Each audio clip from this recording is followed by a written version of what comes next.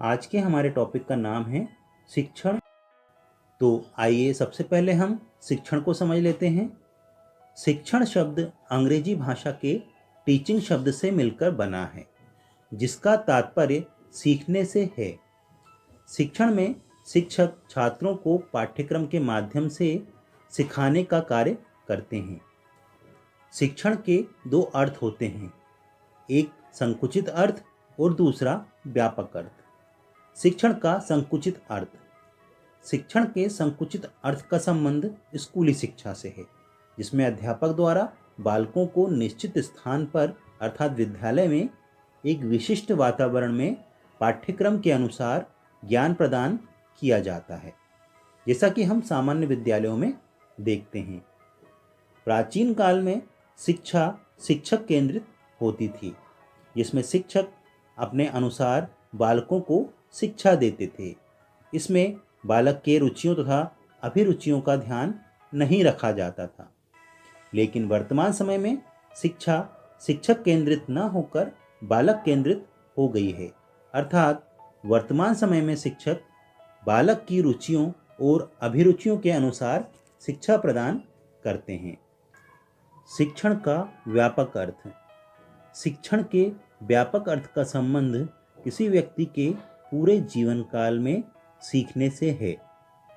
इसमें औपचारिक अनौपचारिक दोनों प्रकार की शिक्षा समाहित है, अर्थात व्यक्ति के द्वारा घर में और विद्यालय में लिया गया ज्ञान इसमें शामिल होता है। शिक्षण के प्रकार। शिक्षण 3 प्रकार का होता है। पहला है एक तंत्रात्मक शिक्षण, दूसरा है लोकतंत्रात्मक शिक्षण और तीसरा है स्वतंत्रात्मक शिक्षण। तो सबसे पहले हम एक तंत्रात्मक शिक्षण को समझते हैं। एक तंत्रात्मक शिक्षण। इस शिक्षण पद्धति में शिक्षक केंद्र बिंदु होता है। इसमें छात्र की सभी क्रियाओं का शिक्षक द्वारा मार्गदर्शन किया जाता है।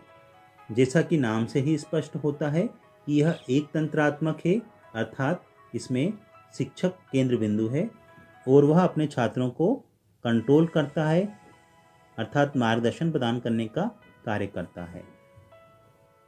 शिक्षण का दूसरा प्रकार है लोकतंत्रात्मक शिक्षण। इस शिक्षण पद्धति को छात्र सहभागी शिक्षण व्यवस्था कहा जाता है। इसमें छात्र एवं शिक्षक दोनों ही प्रमुख भूमिका में होते हैं। इस शिक्षण में बालक पाठ्यक्रम के संबंध में शिक्षक से वार्तालाप कर सकता है। वर्तमान में इस शिक्षण का प्रयोग किया जाता है। शिक्षण का तीसरा प्रकार है स्वतंत्रात्मक शिक्षण। स्वतंत्रात्मक शिक्षण पद्धति को मुक्तात्मक शिक्षण पद्धति भी कहा जाता है। यह शिक्षण पद्धति नवीन शिक्षण पद्धति पर आधारित है। इसमें बालक दबाव एवं बाधा मुक्त होकर सीखते हैं। इसमें शिक्षक छात्र की रचनात्मक प्रकृति को बढ़ावा देते हैं, अर्थात शिक्षक छात्र को सोचने समझने और उसे उसके विचारों को मूर्त रूप में लाने के लिए प्रेरित करते हैं। शिक्षण की परिभाषाएं। कुछ महान मनोवैज्ञानिकों ने शिक्षण को परिभाषित किया है, जिसमें पहले मनोवैज्ञानिक B.F. स्किनर हैं।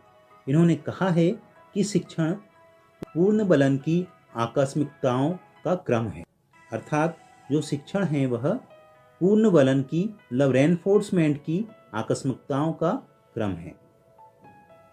और दूसरे मनोवैज्ञानिक बर्टन हैं, जो कि कहते हैं कि शिक्षण सीखने के लिए दी जाने वाली प्रेरणा, निर्देशन एवं प्रोत्साहन है।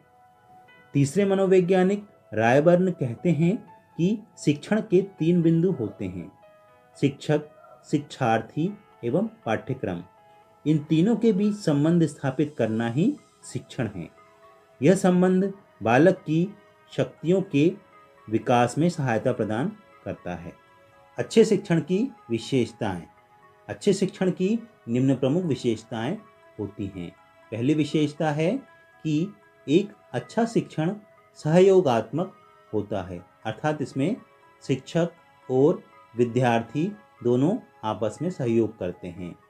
दूसरी विशेषता कि एक अच्छा शिक्षण सुझावात्मक भी होता है, अर्थात इसमें शिक्षक और छात्र दोनों अपने अपने सुझाव प्रस्तुत कर सकते हैं।